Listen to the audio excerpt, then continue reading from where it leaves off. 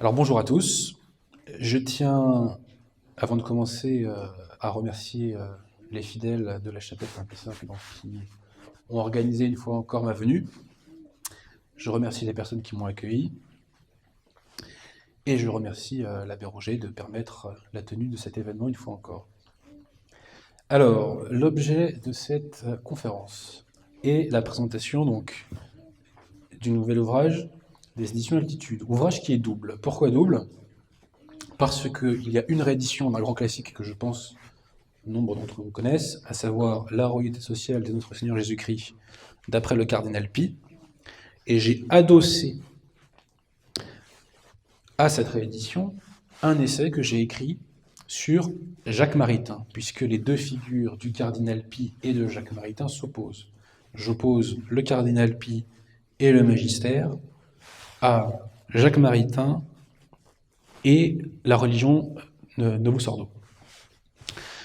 Alors, me dira-t-on, mais pourquoi revenir sur la personne de Jacques Maritain ? Après tout, sa critique a déjà été faite. Elle a été faite par l'abbé Mannweil, qui a montré, on va dire, le versant libéral de la philosophie de Jacques Maritain, et elle a été faite par le philosophe québécois Charles de Coninck. Et Charles de Coninck a démontré que dans la doctrine de l'Église, le bien commun est supérieur au bien de la personne humaine, alors que Maritain et les personnalistes soutenaient le contraire, sur la base d'un certain nombre de sophismes, sur lesquels je n'en reviens pas ici. Donc tous ces travaux sont de qualité, j'invite les gens d'ailleurs à en prendre connaissance, mais ces travaux datent des années 40. Pour ma part, je me suis principalement focalisé sur d'autres points de la philosophie de Jacques Maritain, qui sont en lien direct avec Vatican II, avec la préparation de Vatican II, et plus largement avec la religion conciliaire. Donc je me suis intéressé à Maritain de la même manière que je me suis intéressé à Congar et à de Lubac, c'est-à-dire en sa qualité d'hérésiarque Nouvel Ordo, concrètement. Mais avec Maritain, c'est d'autant plus intéressant parce qu'il est, selon moi, l'inspirateur de ce que j'appelle la mentalité conciliaire. Et dans cette conférence, je vais essayer de donner des clés de compréhension pour mieux cerner le cerveau torturé des conciliaires. Donc, sur quel point précisément de sa philosophie je me suis intéressé ? Je me suis intéressé à ce qu'on appelle la réconciliation avec le monde. Il y a trois piliers de la religion conciliaire. Le premier pilier, c'est l'œcuménisme, généré par Congar. Le deuxième, c'est la justification universelle, inventée par de Lubac. Et le troisième, c'est la réconciliation, la pseudo-réconciliation, entre le Christ et le monde. Car le Christ et le monde sont ennemis. Alors quand on dit le monde, précision sémantique, ça vise la cité profane qui rejette Jésus-Christ, qui ne se fonde pas sur la doctrine de l'Église. Dans d'autres traductions de la Bible, on évoque l'esprit du siècle, d'ailleurs. Voyez. Alors, quelques citations des Saintes Écritures pour évoquer l'opposition entre le Christ et le monde. Là, je vais vous en faire trois, mais il y en a beaucoup plus. Bon. Alors, notre Seigneur nous dit, Évangile de Saint Jean, chapitre 7, verset 7, « Le monde ne peut vous haïr. Moi, il me hait, parce que je rends de lui le témoignage que ses œuvres sont mauvaises. Le monde me hait, nous dit le bon Dieu. » Épître aux Romains, chapitre 12, verset 2, donc de Saint Paul. Ne vous conformez pas au monde. Épître de Saint Jean, chapitre 2, verset 15. N'aimez point le monde, ni les choses qui sont dans le monde. Si quelqu'un aime le monde, l'amour du Père n'est point en lui. Voilà. Donc ce sont des paroles assez explicites qui ne laissent pas beaucoup de place au doute. J'en cite trois, mais comme je vous l'ai dit, on aurait pu en citer bien davantage. D'ailleurs, le Christ nous dit, prenez courage, parce que j'ai vaincu le monde. Donc s'il a vaincu le monde, il n'était peut-être pas très ami. Voilà. Mais bref, donc dans la doctrine de l'Église, il y a cette hostilité entre le Christ et le monde. Les conciliaires vont renoncer à cela, et ils vont renoncer, nous allons le voir, à la doctrine du Christ roi, pour prétendre qu'il y a une réconciliation entre l'Église et le monde. Donc, nous allons aborder toutes ces problématiques. Alors tout d'abord, il nous faut avoir une vision précise de ce qu'est la royauté sociale de notre Seigneur Jésus-Christ, qu'on appellera plus tard la doctrine du Christ roi. La doctrine de l'Église nous enseigne, concernant les rapports entre l'Église et l'État, qu'il y a deux pouvoirs. Il y a le pouvoir spirituel et le pouvoir temporel. Le pouvoir spirituel est, le glaive spirituel est manié pour l'Église, plutôt par l'Église, et le pouvoir temporel est manié pour l'Église. Et ça, ce ne sont pas mes mots, ce sont ceux de Boniface VIII dans Volume Sanctam. En gros, avec des hauts et des bas, c'est ce qui a été en place de Clovis jusqu'à Louis XVI. En gros, voilà, je schématise. Arrive la Révolution.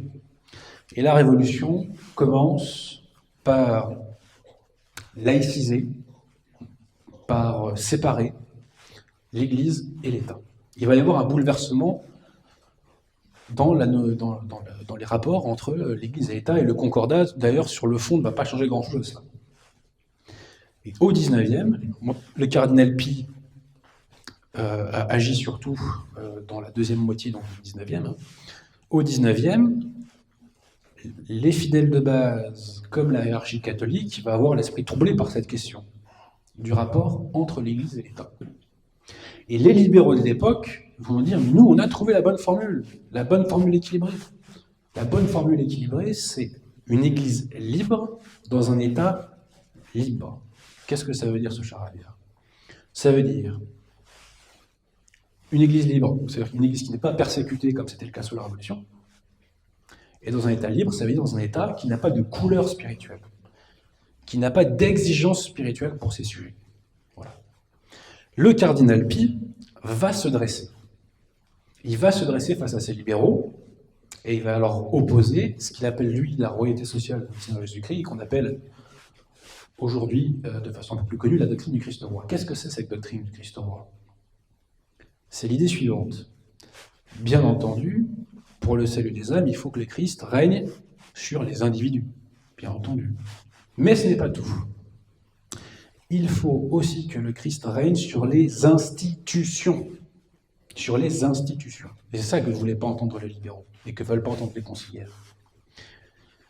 Alors concrètement, que vise le cardinal Pie? Qu'est-ce que ça implique, ce règne sur les institutions? Je dégage trois grandes lignes. Première grande ligne, l'État et la société, à l'instar des individus, doivent honorer la vraie religion. Voilà. Un État ne peut pas être neutre spirituellement. Deuxièmement, ça c'est encore plus gênant, je dirais, pour nos contemporains, il faut que les lois soient conformes aux lois de l'Église. Et troisième chose, les fausses religions n'ont aucun droit à l'existence, tout court, et encore moins dans l'espace public. Elles peuvent être tolérées en vue d'un plus grand bien, mais n'ont aucun droit à l'existence, contrairement à ce qui nous est enseigné dans la constitution conciliaire dont j'ai oublié le nom. Dignitatis Humanae, autant pour moi. D'ailleurs, c'est pas une constitution.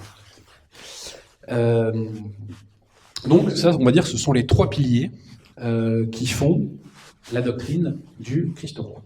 Alors, pourquoi le cardinal Pie était à ce point véhément contre les libéraux? Parce qu'il constatait que le nouveau rapport entre l'Église et l'État, qui s'est instauré plus ou moins à partir de la Révolution, générait quoi? Générait de l'apostasie. Voilà. Et Monseigneur Pie constate qu'il vit dans une société qui apostasie de plus en plus. Et Monseigneur Gaume, dans mon ouvrage dont j'ai oublié le nom, me dit, en parlant des clercs, nous ne sommes pas aimés. Nous ne sommes pas aimés. Alors pourquoi y a-t-il ces progrès de l'apostasie? Petite citation du cardinal Pie. Quand l'erreur est une fois incarnée dans les formules légales et dans les pratiques administratives, elle pénètre les esprits à des profondeurs d'où il devient comme impossible de l'extirper. Très concrètement, quand l'État prêche le faux, fatalement, les gens qui passent par l'éducation nationale, qui passent par l'université, s'imbibent du faux. Tout simplement, c'est humain. Alors, un mot sur l'apostasie. Tout n'a pas commencé avec Vatican II en la matière. Loin s'en faut, hélas. Petit chiffre donné par Guillaume Cuchet, dans son ouvrage « Comment notre monde a cessé d'être chrétien ». En 1954, Selon une étude, quel était le pourcentage de catholiques qui se confessaient plus d'une fois par an? Plus d'une fois par an. Réponse, 15%. Et quand on gratte derrière ce chiffre, 15% c'est quoi? C'est 23% de femmes, 7% d'hommes. C'est-à-dire que les hommes se confessent. Donc si on se confesse plus, ça veut dire quoi? Ça veut dire qu'on n'a pas conscience de la nécessité d'être en état de grâce pour se sauver. Et si on n'a pas conscience de ça, c'est qu'on n'a pas la foi catholique. C'est tout. Alors, à l'époque, il y avait beaucoup plus de baptêmes, la pratique dominicale était plus élevée, les clercs n'avaient pas apostasié, petite différence quand même, mais on voit quand même que l'apostasie avait fait de très grands pas, et l'avait fait pourquoi? Qu'est-ce qui avait véhiculé cet athéisme dans la société? C'était l'abandon de la doctrine du Christ roi par les institutions. Voilà. Et le cardinal Pie, de ce point de vue-là, avait vu juste. Et cette question de la doctrine du Christ roi est absolument fondamentale, parce que ça concerne tous les domaines de la vie. Parce que si cette doctrine était appliquée aujourd'hui, Vincent Lambert n'aurait pas été assassiné, la pornographie sera interdite, le mariage gay, on n'en aurait jamais entendu parler, toutes les lois que veulent faire passer les perleurs de gauche, là, c'est pareil, ça ne passerait pas. L'avortement n'existerait pas, la construction de mosquées, lol, n'est-ce pas? Voilà. Donc, on voit bien qu'on serait dans un monde complètement différent, si s'appliquait la doctrine du Christ roi. C'est une question qui est absolument capitale, qui est défendue par le cardinal Pie. Voilà. Donc, on peut penser, quand on écoute ces questions, ah, c'est de la théologie, c'est loin de ma réalité quotidienne, c'est loin de mon loyer que je dois payer, c'est loin de ceci, c'est loin de cela. Pas du tout. Au contraire, on est au cœur de la vie parce que cette question-là conditionne toutes les strates de nos vies, absolument toutes les strates de nos vies. Voilà. Un truc tout bête, hein, s'il n'y avait pas eu d'avortement, il y aurait eu beaucoup plus de Français. S'il y avait beaucoup plus de Français, on n'aurait pas de mal à financer le régime des retraites. Hein, dédicace aux baby-boomers. Les gens me comprendront. Donc cette question est absolument fondamentale, et le jour où les choses seront remises en place, vous savez, aujourd'hui, il y a ce qu'on appelle un contrôle de constitutionnalité. C'est-à-dire que quand une loi est votée, on peut saisir le Conseil constitutionnel et on compare cette loi par rapport au principe du bloc de constitutionnalité dont le cœur est la Déclaration des droits de l'homme et du citoyen. Et bien, quand nous serons au pouvoir, ce contrôle de constitutionnalité existera toujours, sauf que on ne comparera pas les lois, ou on ne les appréciera pas par rapport au bloc de constitutionnalité qui est fondé sur la philosophie des Lumières, mais par rapport à la doctrine de l'Église. Voilà. Donc quand on nous votera une loi sur la GPA, on voit que c'est contraire aux lois naturelles, donc censure. Boum. Voilà. Donc vous disais-je, le cardinal Pie, face aux libéraux de l'époque, a défendu cette doctrine du Christ roi. Voilà. Et ça a été la doctrine de l'Église. Alors après, les États s'y pliaient plus ou moins, mais ça a été officiellement la doctrine de l'Église, jusqu'à Vatican II. Enfin, c'est toujours la doctrine de l'Église d'ailleurs, puisqu'on sait ce qu'il faut penser de la secte conciliaire. C'est une entité disjointe. Jacques Maritain, pendant des années, va défendre la doctrine du Christ roi. Alors, de façon un peu pompeuse, très emphatique, mais sur le fond, il va la défendre. Mais petit à petit, il va dévier. Pourquoi et comment? Alors déjà, il va faire un constat. Il va dire, mais attendez, nous, on veut imposer une chrétienté. Nous, catholiques, on veut refaire une chrétienté. Mais attendez, vous voyez bien qu'il y a une masse d'athées devant nous. Comment pourrons-nous réinstaurer ou imposer une chrétienté à ces athées? Compliqué. En plus, vous voyez bien qu'il n'y a plus que des catholiques maintenant, il y a aussi des hérétiques, il y a des juifs, il y a des infidèles. Comment voulez-vous imposer une chrétienté à ces gens-là? Impossible. Et, ultime objection de Jacques Maritain, aujourd'hui on ne peut plus faire de chrétienté à l'ancienne. Pourquoi? Parce que, je cite, nos sociétés ne peuvent plus être naïves. Tiens, qu'est-ce qu'il veut dire par là? Jacques Maritain nous dit « Les sociétés sont traversées par le progrès. » Voilà, le bon Dieu fait que les sociétés sont traversées par le progrès. Quel progrès? Progrès technique? Pas du tout. Le progrès, selon Maritain, là c'est moi qui traduis, qu'est-ce que c'est? C'est le fait que un problème humain n'est plus apprécié sur l'échelle du collectif, mais elle est dorénavant appréciée sur l'échelle de l'individuel. Et ça, c'est une clé de compréhension, on va voir, de la religion conciliaire. Exemple, la peine de mort.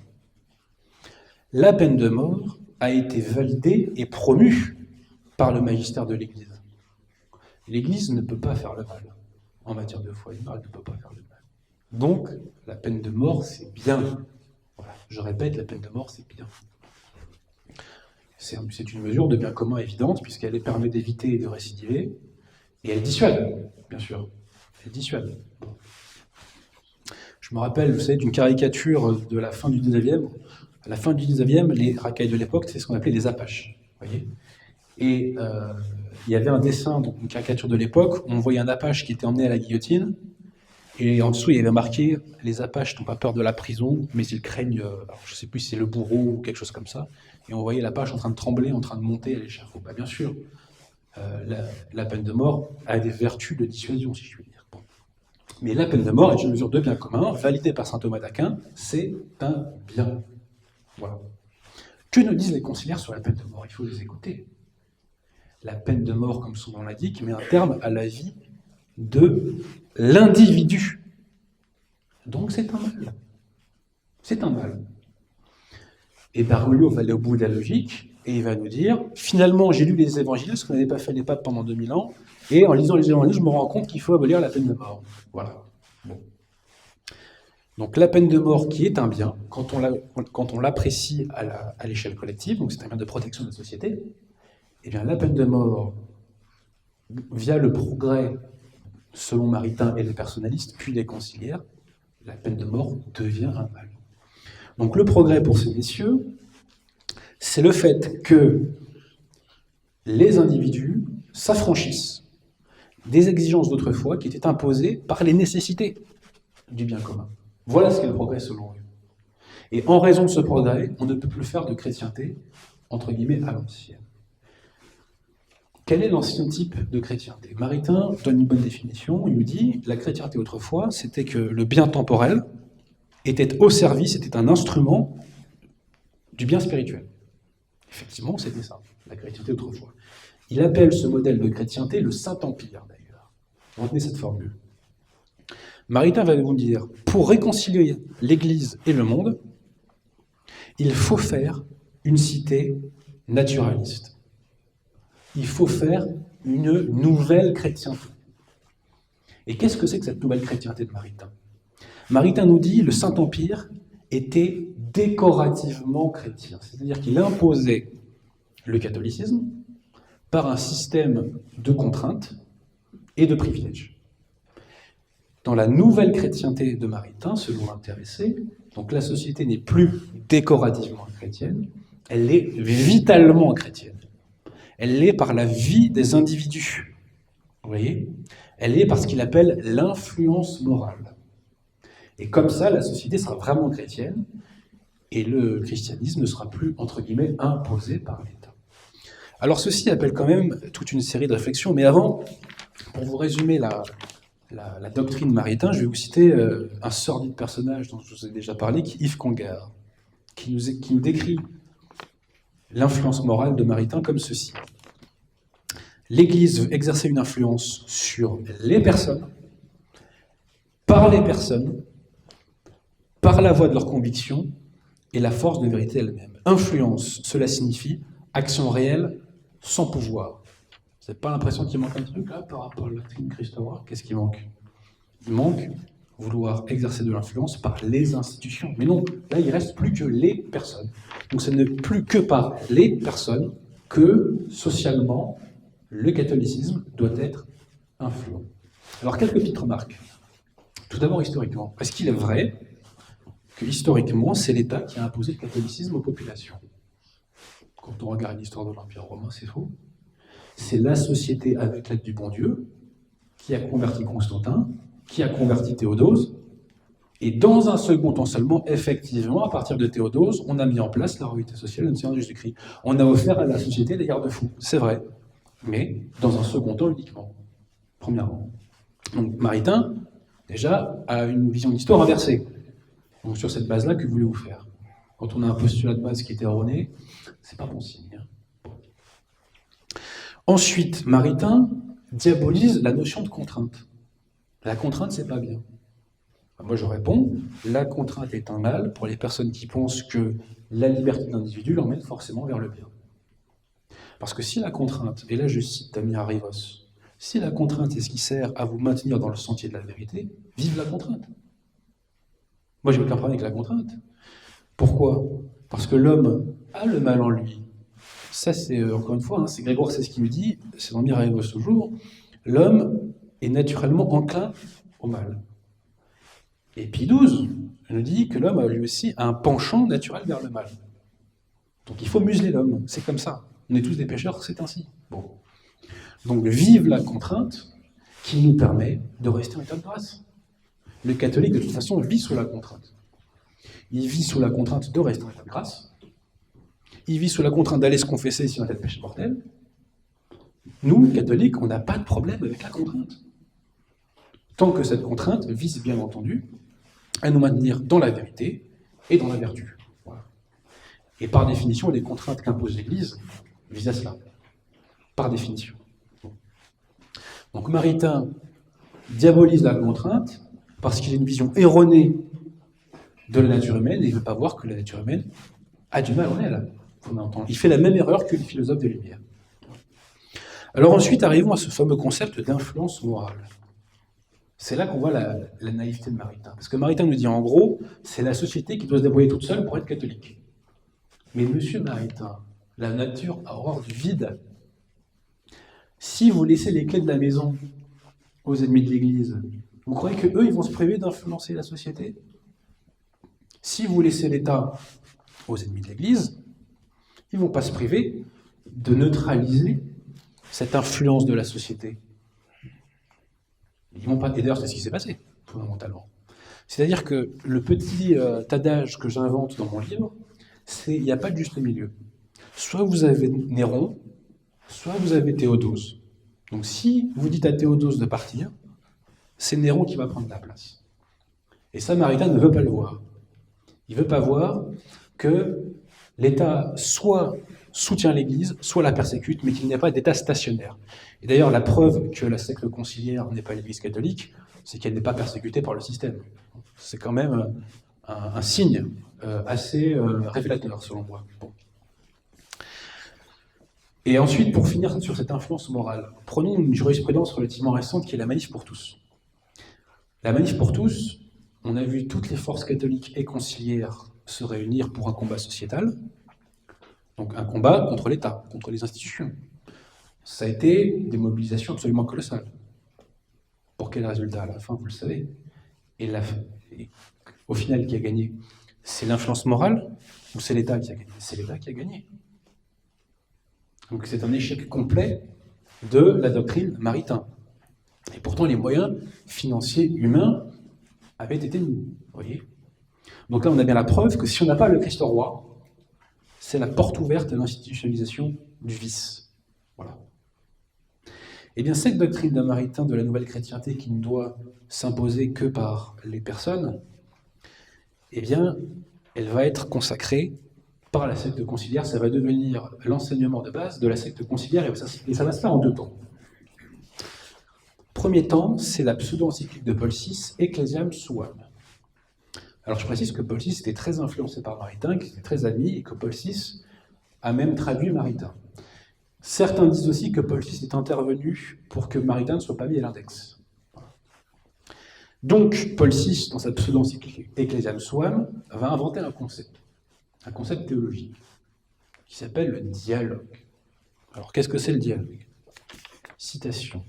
Point 10 d'Ecclesiam Suam, on s'accroche. L'Église doit entrer en dialogue avec le monde dans lequel elle vit. L'Église se fait parole. L'Église se fait message. L'Église se fait conversation. Tiens, qu'est-ce que ça veut dire? Je ne sais pas. Paul VI non plus d'ailleurs, il ne sait pas trop. Ça n'existe pas tout ça, on n'est pas du tout dans la scolastique, ça n'a absolument aucun sens, c'est du baratin. Voilà. Alors, Cette notion de dialogue, de Paul VI nous dit que c'est un moyen d'exercer la mission apostolique, merci de le préciser, c'est, je cite, un art de communication spirituelle. Un art de communication spirituelle, pourquoi pas? Et alors plus tard, il nous définit le contenu du dialogue. Qu'est-ce que c'est le dialogue? Il nous dit que c'est une nouvelle forme de rapport avec autrui, avec un non catholique bien entendu, qui implique quoi? Qui implique quoi? Ce nouveau rapport avec le monde, je cite, exclut la condamnation a priori. Petite phrase pleine de sens. Pleine de sens. Puisque le monde, selon la doctrine de l'Église, est coupable. Il est coupable de rejeter le Christ.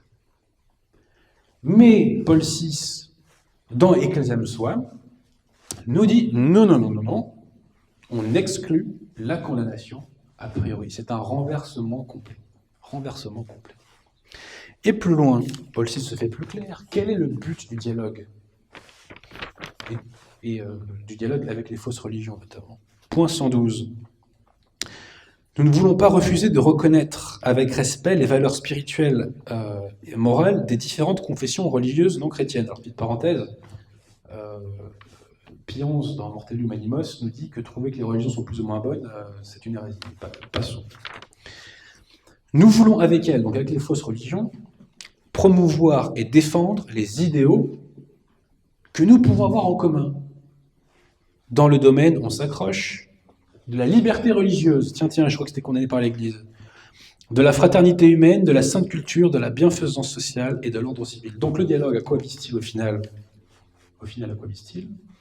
Il vise à défendre des idéaux temporels. Qu'est-ce que c'est que ça? On peut convertir comme ça? C'est pas très sérieux. Bon.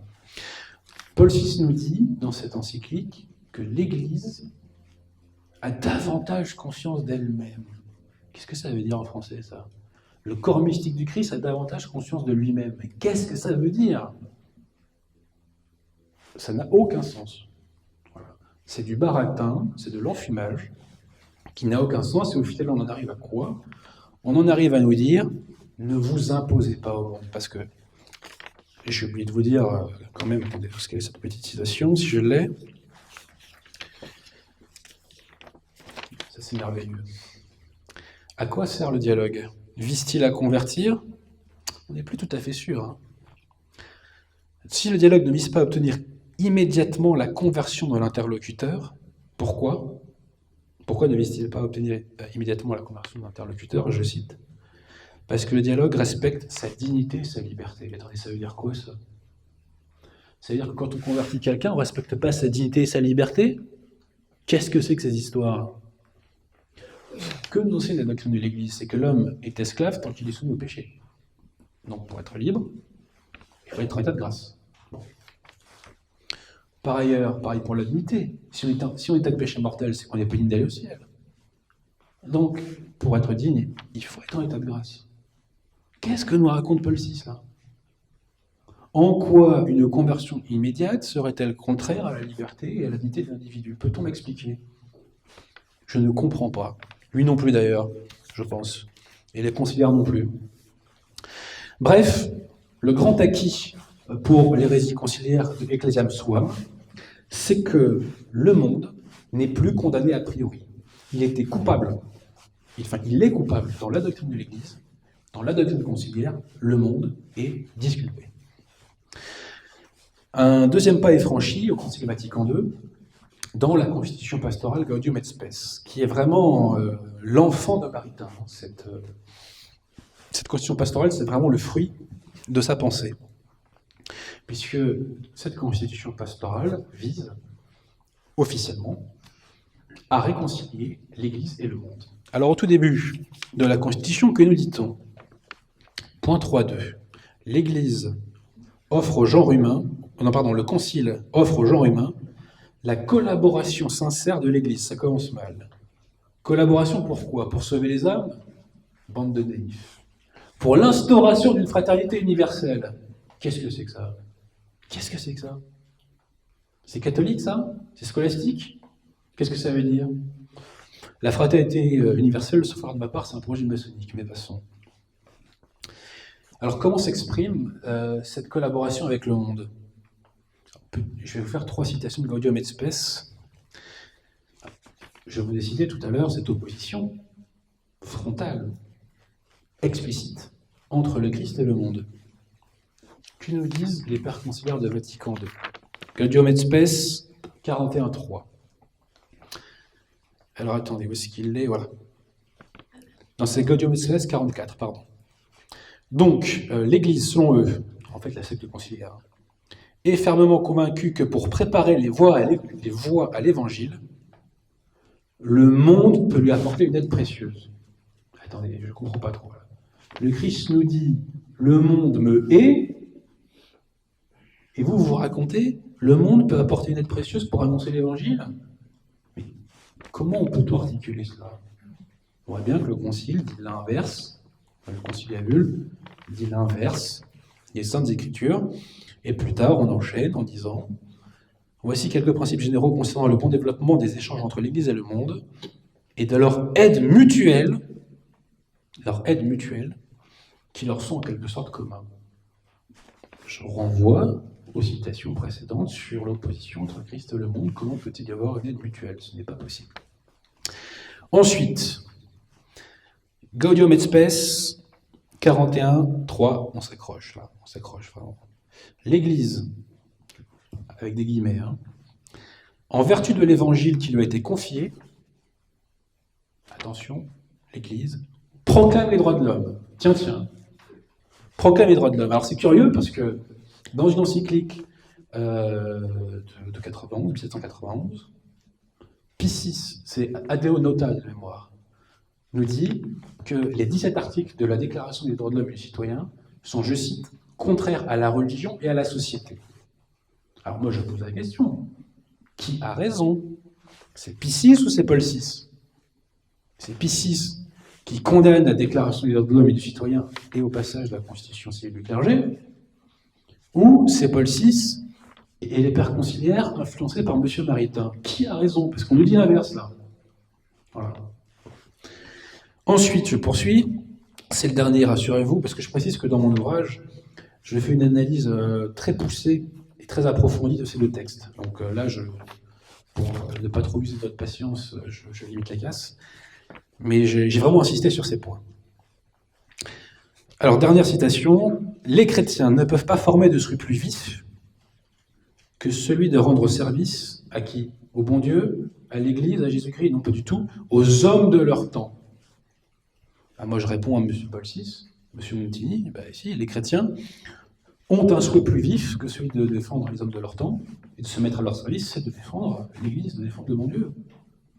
On voit que Gaudium et Spes théorise la mise au service de la mise au service du monde de la secte conciliaire, concrètement. Voilà. Donc Gaudium et Spes a théorisé cette idée donc que le monde et l'Église, entre guillemets, sont réconciliés. Un an après le concile, Maritain écrit un ouvrage qui s'appelle « Le paysan de la Garonne ». Et il fait le bilan du concile. Il fait le bilan. Alors, pour lui, c'est chavirant, petite parenthèse. Et vous imaginez, vous êtes un être humain normal, vous avez une activité intellectuelle, et toutes vos idées sont consacrées dans ce qui est officiellement un concile catholique. Il y a de quoi chavirer tout de même. Il y a de quoi chavirer. Que nous dit Maritain? En vérité, tous les vestiges du Saint-Empire sont aujourd'hui liquidés. Un âge nouveau commence. Voici accompli le grand renversement en vertu duquel ce ne sont plus les choses humaines qui prennent en charge de défendre les choses divines, mais les choses divines qui s'offrent à défendre les choses humaines. On va rester sur cette phrase. Répétons. Donc, voici accompli le grand renversement. Alors déjà, tiens, il y a un renversement dans la doctrine de l'Église. C'est possible, ça? En vertu duquel, donc, ce ne sont plus les choses humaines qui prennent en charge de défendre les choses divines, donc, ce ne sont plus les institutions qui font respecter la loi de l'Église. Donc ça veut dire la doctrine du Christ roi passe à la trappe. C'est ça que ça veut dire. Et il nous dit à l'inverse, les choses divines, donc les catholiques, s'offrent à défendre les choses humaines. Donc ne sont plus au service du Christ, mais des hommes, c'est la fameuse influence morale.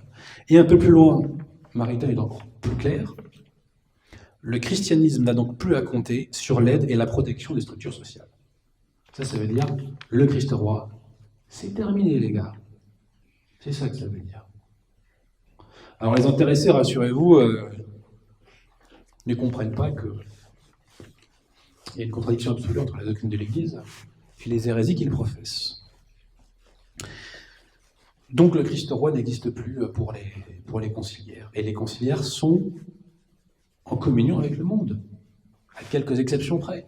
Sur l'avortement, par exemple. Bon. Maritain, en plus d'être un des hérésiarques de la religion Nouvel Ordo, est selon moi l'inspirateur de ce que j'appelle la mentalité conciliaire. Qu'est-ce que c'est la mentalité conciliaire? C'est une mentalité de non-condamnation du monde, d'adaptation au monde. C'est cette idée qu'il ne faut pas s'imposer à autrui pour ne pas heurter sa conscience. Voilà. Rappelez-vous, ça heurterait sa liberté et sa dignité, comme le dit Paul VI. Donc la mentalité conciliaire, c'est l'adaptation au monde, et ce n'est plus le choc frontal face au monde. Et ceci repose, selon moi, sur une vision erronée de la notion d'amour. Qu'est-ce que c'est l'amour? C'est le don de soi. Mais pour les conciliaires, c'est autre chose. Pour les conciliaires, c'est le reniement des principes au nom d'une pseudo-générosité. Exemple parlant, l'immigration.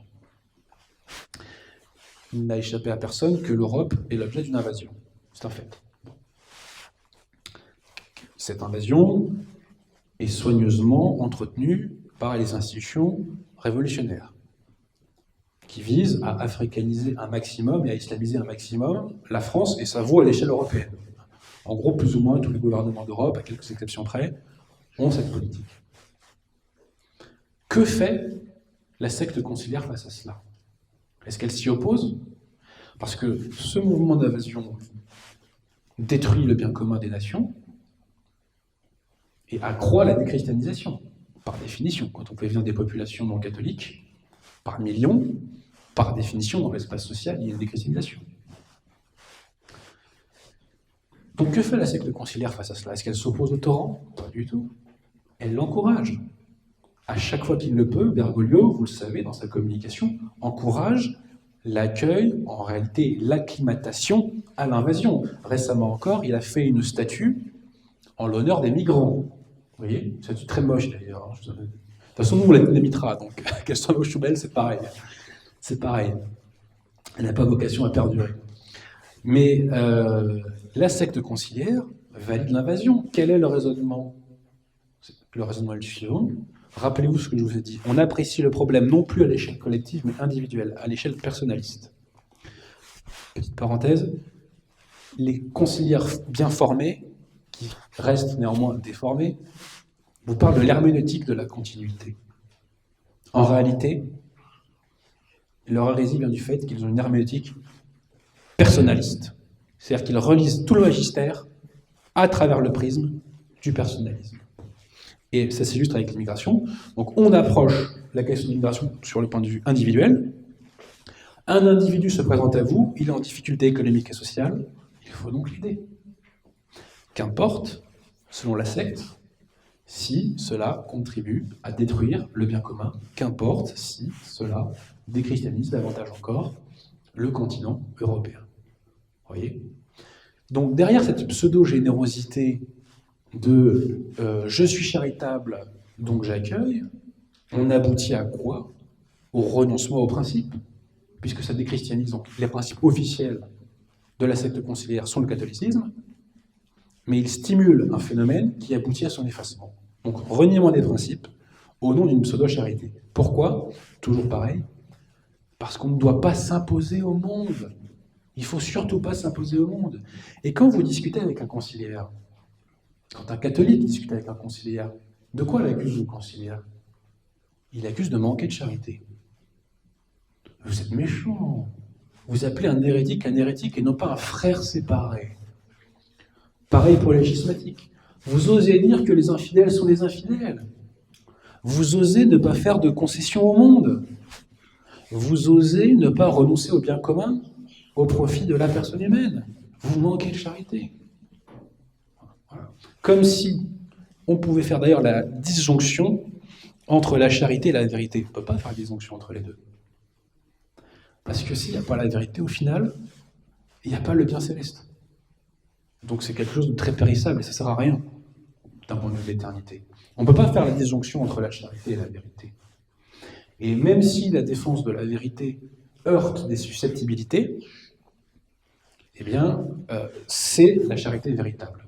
La charité, parfois, c'est de faire violence à l'esprit d'autrui en lui disant « tu es dans le faux, tu es dans l'hérésie ». Alors, il faut prendre des pincettes, il faut prendre des formes, il ne faut pas brutaliser, je dirais, l'interlocuteur, surtout que nous sommes dans une société de femelles, il faut bien le reconnaître. Et c'est les hommes que je vise quand je dis ça, c'est pas les femmes, dans lequel la vérité est malséante et elle fait violence. Voilà. Et bien écoutez, cette violence, il faut parfois l'infliger aux gens et il faut les prendre frontalement et leur dire tu es dans le faux, tu es dans l'erreur, tu es dans l'hérésie. Ben moi, je suis content d'être tombé sur des gens qui ont dit que j'étais dans le faux. Voilà. Je suis très content. Et si on n'est pas stimulé uniquement par l'orgueil, on reconnaît son erreur.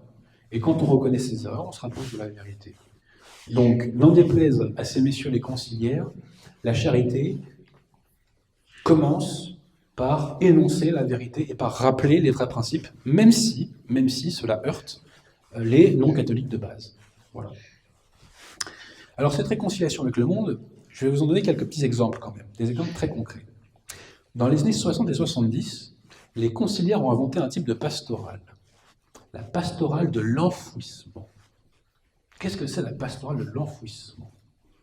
Il fallait que les catholiques s'enfouissent, juste, je ne sais pas si c'est comme ça qu'on dit, dans la société, pour lever la société tel le levain.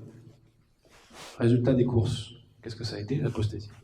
Le défrocage des prêtres, les religieuses qui abandonnent leur vocation, les fidèles qui arrêtent tout, etc. C'est normal, parce que quand on s'imbibe du monde,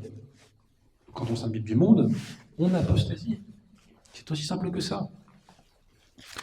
Et d'ailleurs, avec le recul, cette pastorale de l'enfouissement, on peut peut-être se dire que c'était peut-être une façon d'envoyer au carnage, si je puis dire, les catholiques, et d'accélérer l'apostasie, parce que c'était difficile à éviter en pareilles conditions.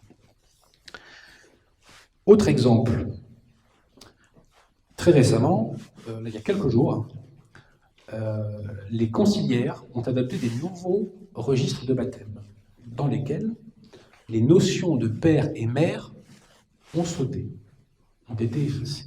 Donc ça veut dire que la secte conciliaire a adopté la théorie du genre, qui émane non pas de l'Église, non pas du Saint-Esprit, mais qui émane du monde.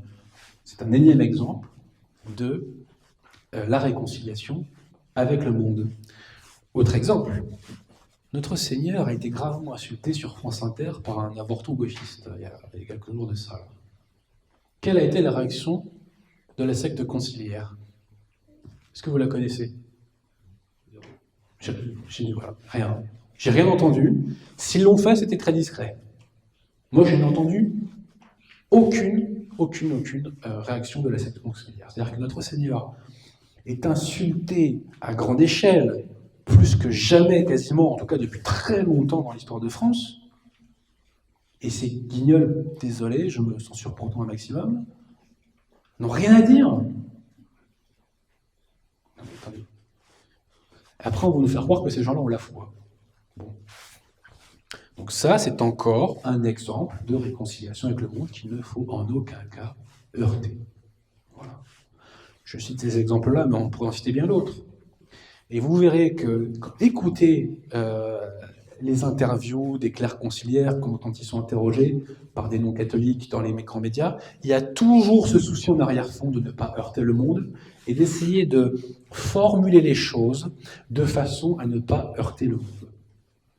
Moi, j'ai un truc, c'est que je vais sur Cato TV, sur YouTube, vous voyez. Donc, allez sur Cato TV et vous verrez quoi. Voilà, c'est une boucherie. Cato TV, c'est un réquisitoire terrible pour les conciliaires.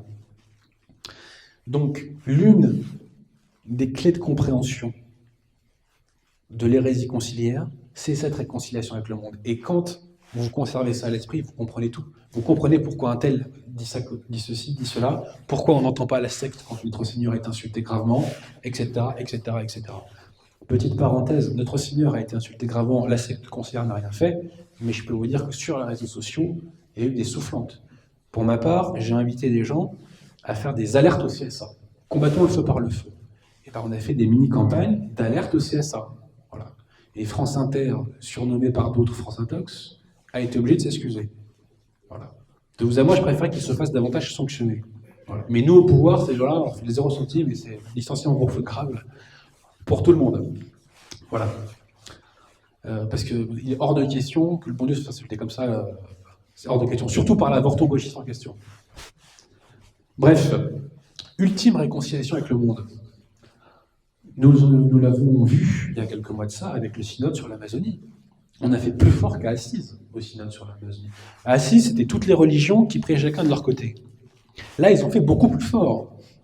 Ce sont des gens qui prétendent être les successeurs des apôtres, qui introduisent une idole païenne dans ce qui est censé être une église catholique. De qui se moque-t-on?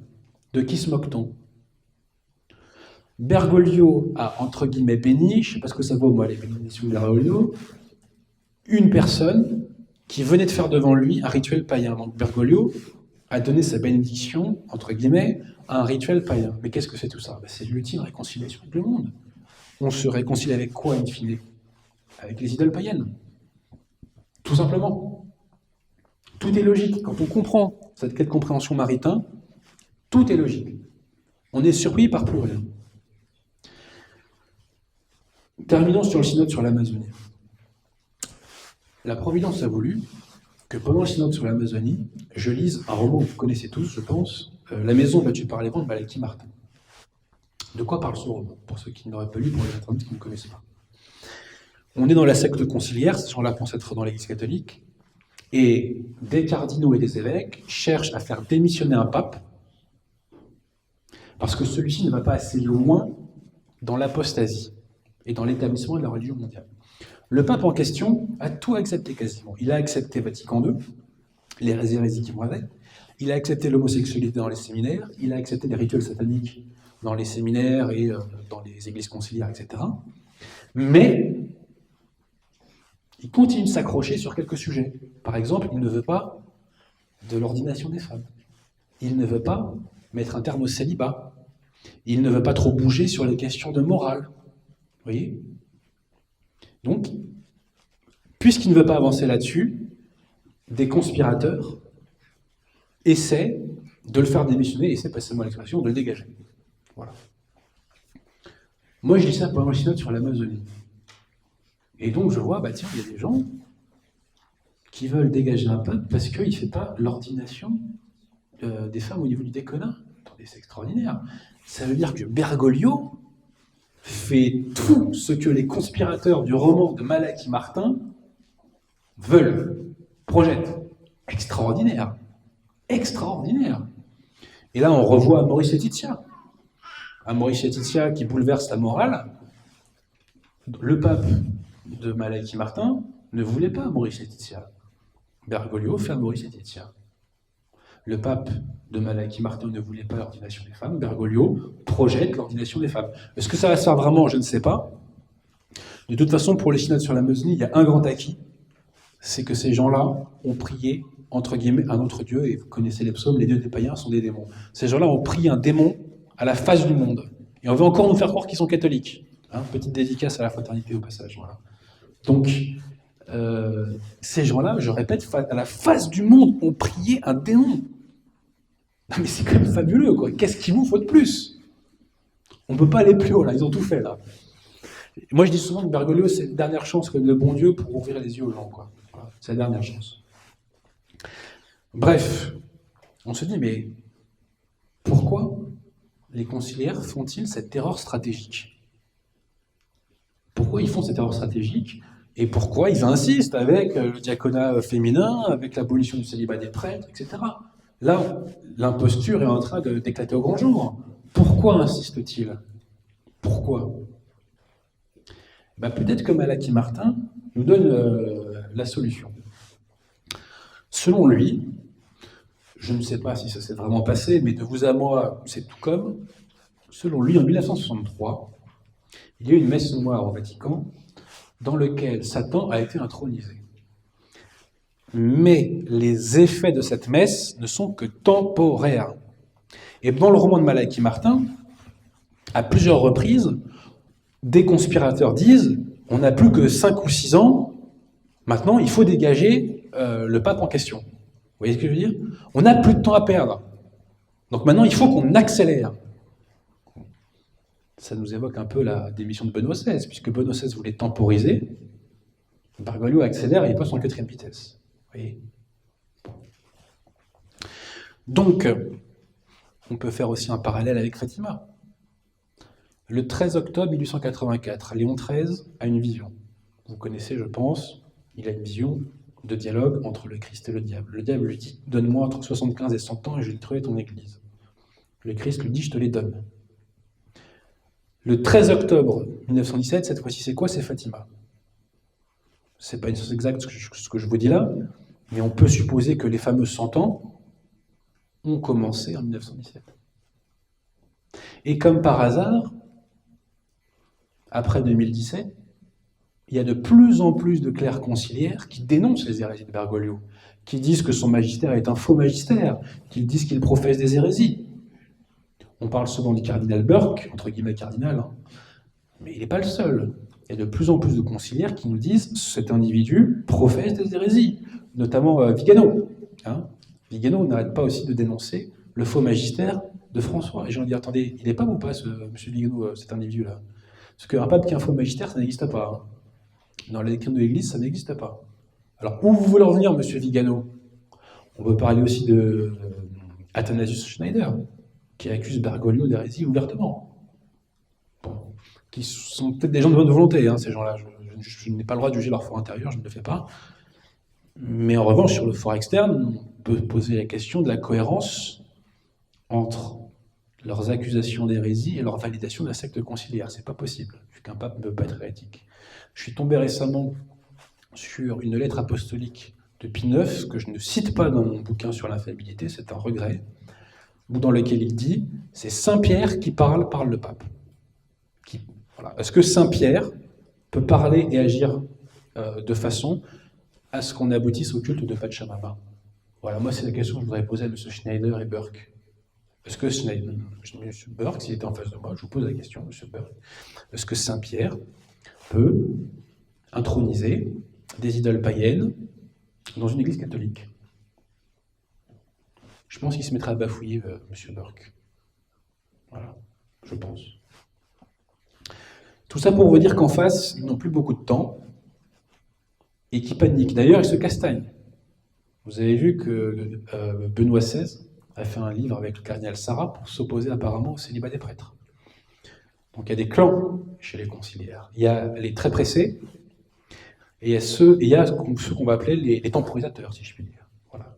Mais en tout état de cause, ils n'ont plus beaucoup de temps. Voilà. Je ne sais pas combien tout ça va durer encore, mais eux sont conscients qu'ils n'ont plus beaucoup de temps. Et la preuve de ce que je vous dis, c'est l'accélération du calendrier. Dans certaines de ses interventions dernières, Bergoglio parle même d'église synodale. Qu'est-ce que c'est une église synodale? Ça n'existe pas sur la doctrine de l'Église. Ça n'existe pas. Donc, ils accélèrent. Et nous arrivons, je pense, alors je ne dis pas que c'est demain matin, bien entendu, mais je pense qu'il n'y en a plus pour 30 ans. Voilà. Ça n'engage que ma subjectivité, mais je pense qu'il n'y en a plus pour 30 ans. Alors que faire face à cela? Eh bien, je vais faire la même conclusion que la dernière fois en citant deux références, les abbés Lehmann et Jean Vaquier. Que nous disent les abbés Lehmann? Je renvoie à leur petit texte qui s'appelle « Le dénouement de la persécution ». Il faut hâter l'intervention divine. Parce qu'il n'y a que le bon Dieu qui peut remettre à l'ordre là-dedans. Humainement, ce n'est pas possible.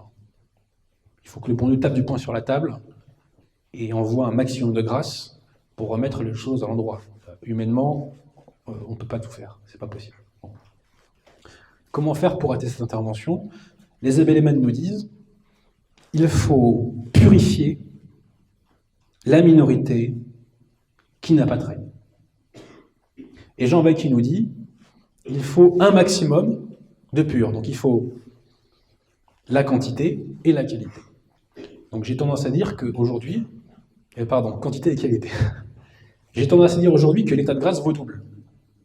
Il vaut pour vous, à titre individuel, bien sûr, et aussi, il permet cette purification, je dirais, de la dernière minorité qui n'a pas trahi. Donc plus que jamais, il faut être en état de grâce, c'est la morale de l'histoire. Et que faire donc pour cela? Eh bien écoutez, ma foi, il faut faire ce qu'on fait nous, il faut professer la foi catholique, il faut faire ce que ne fait pas la fraternité Saint-Pédis, qui elle professe des hérésies gallicanes, il faut professer la foi catholique, il faut professer les principes, il faut rappeler l'infaillibilité pontificale, car, comme nous le dit le bon Dieu, enfin, le Saint-Esprit à travers le Saint Jean, la victoire qui triomphe du monde, c'est notre foi. Je vous remercie.